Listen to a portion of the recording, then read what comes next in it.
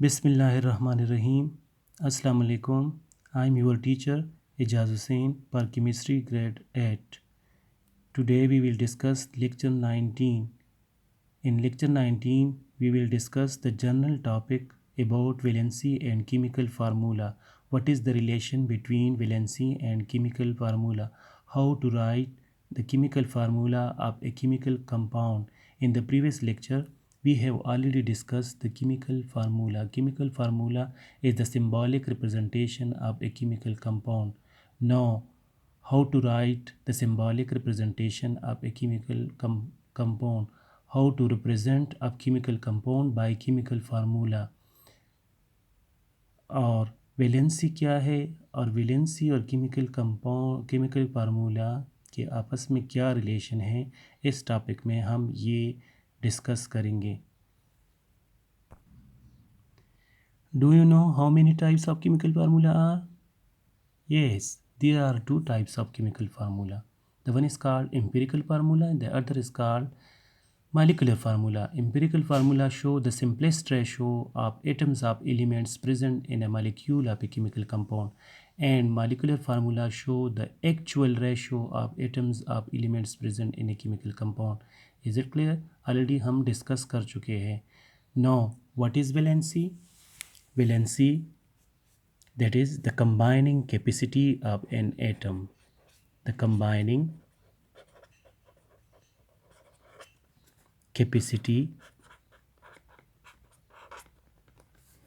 of an atom.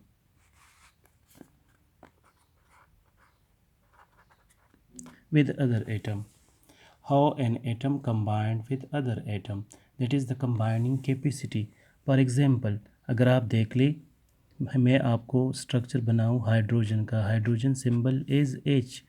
अगर आप देख ले, ये इसका न्यूक्लियस है. न्यूक्लियस में एक प्रोटॉन है और ये इसका शेल है. शेल में एक इलेक्ट्रॉन है. अब देख ले, एक इलेक्ट्रॉन इसकी लास्ट शेल में है. That shell is also called valence shell. That is called valence shell. क्या कहते हैं इसको? That is valence shell. Now hydrogen है one electron in its valence shell. अगर ये एक इलेक्ट्रॉन लूज़ करे तो इस पे H प्लस आएगा. और जब एक एटम इलेक्ट्रॉन लूज़ करता है ये आयन बनाता है, और जब ये आयन बनाता है तो इस पे चार्ज आ जाता है. For example, hydrogen by losing electron it will produce H+1. Clear? That is ion. When an atom lose electron or gain electron, it becomes ion. For example, अगर हाइड्रोजन देख ले, इसकी लास्ट शेल में एक electron है. अगर ये एक इलेक्ट्रॉन गेन करे, जब एक इलेक्ट्रॉन गेन करता है तो इसके न्यूक्लियस में एक प्रोटॉन है, एक प्लस है, और एक इलेक्ट्रॉन इसने गेन कर दिया तो इस पर दो नेगेटिव आए, तो इस पर चार्ज क्या आएगा? फिर ये आएगा H-1. Is it clear? H-1. तो that is called cation. That is called anion. The positively charged ion is called cation and the negatively charged ion is called anion. Clear? Now the combining capacity of an atom is called valency. अब अगर हम यहाँ पे देख ले HCl देख ले, hydrogen combined with one chlorine. अब हाइड्रोजन के शेल में एक इलेक्ट्रॉन है और क्लोरीन जो है ये वन इलेक्ट्रॉन डिफिशिएंट है. क्लोरीन वन इलेक्ट्रॉन डिफिशिएंट है और हाइड्रोजन के पास एक इलेक्ट्रॉन है. अब इसकी कंबाइनिंग कैपेसिटी क्या है?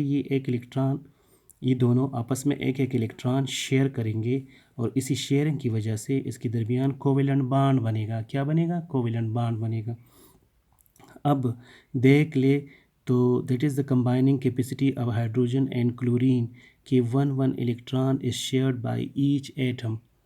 That is valency. अगर आप इस तरह देख ले, सोडियम की बात करते हैं. Sodium symbol is Na. It is the member of group first. इसकी कंबाइनिंग कैपेसिटी की लास्ट शेल में एक इलेक्ट्रॉन है, एक इलेक्ट्रॉन लूज़ कर दे तो इन्हें इस पे प्लस आएगा। अब अगर क्लोरीन की बात करें तो क्लोरीन की लास्ट शेल में 7 इलेक्ट्रॉन्स है, ये एक इलेक्ट्रॉन गेन करेगा तो इस पे -1 आएगा। ठीक है, तो अब सोडियम और क्लोराइड जो है ये आपस में जो बॉन्ड बनाएंगे, सोडियम एक इलेक्ट्रॉन, सोडियम मेटल है, क्लोरीन नॉन मेटल है, सोडियम एक इलेक्ट्रॉन लूज़ करेगा और क्लोरीन एक इलेक्ट्रॉन गेन करेगा। अब इसके दरमियान जो बॉन्ड बनेगा that is the bond which is form by the complete transfer of electron from sodium to chlorine, that type of bond is called ionic bond, and the bond which is formed by the mutual sharing of electron between atoms, that is called covalent bond. ठीक है, ionic bond is formed between metals and non-metals, and covalent bond is formed between two non-metals. Is it clear? Valency is related with valence electron. अब एक atom के valence electron, एक atom की last shell में कितने electrons है, ये electron gain करेगा कि लूज़ करेगा या शेयर करेगा, तो that is the combining capacity and that is the type of bond, the combining capacity and the type of bond. Valence electron ही से हम पता चला सकते हैं कि ये एटम जो है ये इलेक्ट्रॉन शेयर करेगा, अगर शेयर करेगा तो कोवेलेंट बॉन्ड बनाएगा, अगर ट्रांसफ़र करेगा तो फिर ये आयोनिक बॉन्ड बनाएगा। अब हाइड्रोजन जो है क्लोरीन के साथ इलेक्ट्रॉन शेयर करेगा, लेकिन सोडियम जो है क्लोरीन के साथ सोडियम इलेक्ट्रॉन लूज़ करेगा, क्लोरीन इलेक्ट्रॉन गेन करेगा, because sodium is electron giver and chlorine is electron acceptor. Sodium is metal and chlorine is non-metal. Is it clear? अब जितनी भी मेटल्स है उसकी सबकी वैलेंसी जो है ये +1 आएगी, ये प्लस में आएगी, जितनी भी नॉन मेटल्स है उसकी वैलेंसी जो है माइनस में आएगी। फॉर एग्जांपल मैं आपको बता दूँ, पोटाशियम ये भी ग्रुप फर्स्ट से बिलोंग करता है, इसकी वैलेंसी +1 है। अगर आप मैग्नीशियम की बात करें ये ग्रुप 2 से बिलोंग करता है, इसकी वैलेंसी +2 है। अगर आप आयरन की बात करें तो आयरन की वैलेंसी +3 है। अगर कैल्शियम की बात करें तो कैल्शियम की भी +2 है। ये जनरल टॉपिक है, ये पॉइंट्स अपने साथ नोट करें क्योंकि ये आपके टॉपिक केमिकल फार्मूला से रिलेटेड है। Is it clear? अब अगर नॉन मेटल्स की बात करें तो क्लोरीन जो है ये -1 है, इसकी वैलेंसी -1 है। ऑक्सीजन की बात करें तो दैट इज़ -2। नाइट्रोजन की बात करें तो दैट इज़ -3। अब इन्हीं आयंस को लेके इससे हम केमिकल फार्मूला राइट करेंगे। How to write a chemical formula. For example अगर हम पोटाशियम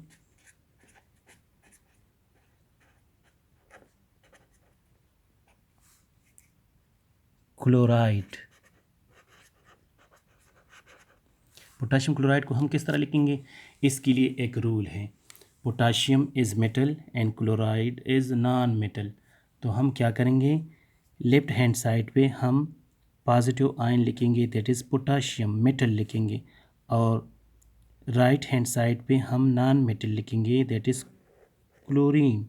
अब पोटाशियम के वैलेंसी दैट इज़ +1 और क्लोरीन की valency that is -1। Is it clear? पहले हम एलिमेंट्स जितनी भी एटम्स है एटम्स के सिंबल्स लिखेंगे। पोटाशियम का सिंबल क्या है, K है। क्लोरीन का सिंबल क्या है, दैट इज़ Cl। अब पोटाशियम की वैलेंसी ऑलरेडी ऊपर देख ले +1 है, क्लोराइड की क्या है -1 है। अब ये इसके ऊपर लिख ले। अब इसका वैलेंसी नंबर जो है इसके नीचे लिखेंगे और इसका वैलेंसी नंबर जो है इसके नीचे लिखेंगे। अगर हम इसको लिखें तो हम किस तरह लिखेंगे, K1Cl1। वैलेंसी ये सिर्फ नंबर लिखेंगे, प्लस माइनस नहीं, K1Cl1। अब 1 लिखने की ज़रूरत नहीं है, तो that is KCl। The chemical formula of potassium chloride is KCl। अब अगर दूसरा फार्मूला आप देख ले, magnesium oxide, magnesium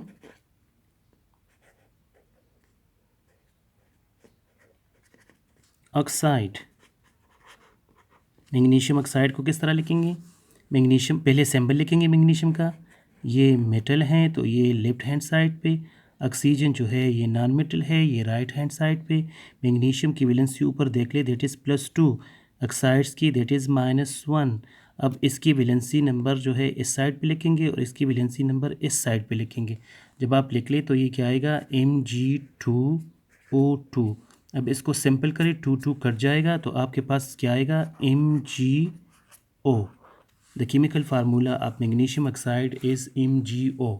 is it clear? अब कैल्शियम क्लोराइड का हम लिखेंगे, calcium chloride, calcium chloride, calcium chloride. Calcium का सिंबल लिखिए, क्या है सिंबल, Ca। क्लोराइड का लिखिए दैट इज Cl। कैल्शियम की वैलेंसी क्या है, +2। क्लोराइड की क्या है, -1। अब इसका वैलेंसी नंबर जो है इसकी नीचे लिखेंगे और इसका वैलेंसी नंबर इसकी नीचे लिखेंगे। हमारे पास आएगा CaCl2। That is the chemical formula of calcium chloride.